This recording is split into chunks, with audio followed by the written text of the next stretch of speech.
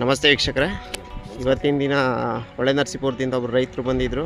ಅವ್ರು ನಮ್ಮ ಹತ್ರ ಸರಿಸುಮಾರು ಒಂದು 100 ಹೈಬ್ರಿಡ್ ತೆಂಗು, ಸಪೋಟ, ಮಾವು ಮತ್ತು ಹಲಸಿನ ಗಿಡಗಳು ತಗೊಂಡಿದ್ದಾರೆ. ಸೊ ಬನ್ನಿ ಅವ್ರನ್ನ ಮಾತಾಡ್ಸೋಣ. ಗೌಡ್ರೆ ನಮಸ್ತೆ. ನಮಸ್ಕಾರ ಸರ್. ತಮ್ಮ ಹೆಸರು? ವೀರಪ್ಪ ಅಂತ. ವೀರಪ್ಪ. ಊರು? ಮಂಗನಹಳ್ಳಿ. ಯಾವ ತಾಲೂಕು? ತಾಲೂಕು, ಹೊಳೆ ನರಸೀಪುರ. ಏನು ತಾಳಕ್ಕೆ ಬಂದ್ರಿ? ತೆಂಗಿನ ಸಸಿ, ಅದು ಹೈಬ್ರಿಡ್. ಹಾಂ. ಮತ್ತು ಸಪೋಟ, ಮ್ಯಾಂಗೋ, ಹಲಸು. ಹಾಂ ಎಲ್ಲ ಕೊಟ್ಟಿದ್ದೀವಿ ಹೈಬ್ರಿಡ್. ಇಲ್ಲೆಲ್ಲ ಸಿಗುತ್ತೆ ಅಂತ ಹೆಂಗೆ ಗೊತ್ತಿತ್ತು? ನಾವು ಕೇಳ್ಕೊಂಬಂದ ಸರ್, ಹಿಂಗೆ ಕೇಳ್ಕೊಂಬಂದ್ರಿ? ಹಿಂಗೆ ಟಿವಿ ಮೊಬೈಲಲ್ಲಿ ಬಿಟ್ಟಿರಲ್ಲ, ಇನ್ಸ್ಟಾಗ್ರಾಮು, ಯೂಟ್ಯೂಬು. ನೋಡ್ಬಿಟ್ಟು. ಹಾಂ. ಅದೇ ಥರದ ಗಿಡನ ಬೇರೆ ಇತ್ತಾ? ಇಲ್ಲ ಸರ್, ಸೇಮ್ ಅದು ಸೇಮ್ ಅದೇ. ಅದೇ ಥರ. ಸಾಮಾನ್ಯ ಫೋನ್ ಮಾಡಿದವರೆಲ್ಲ ಕೇಳ್ತಾ ಇರ್ತಾರೆ ಅದೇ ಗಿಡನ ಅಂತ.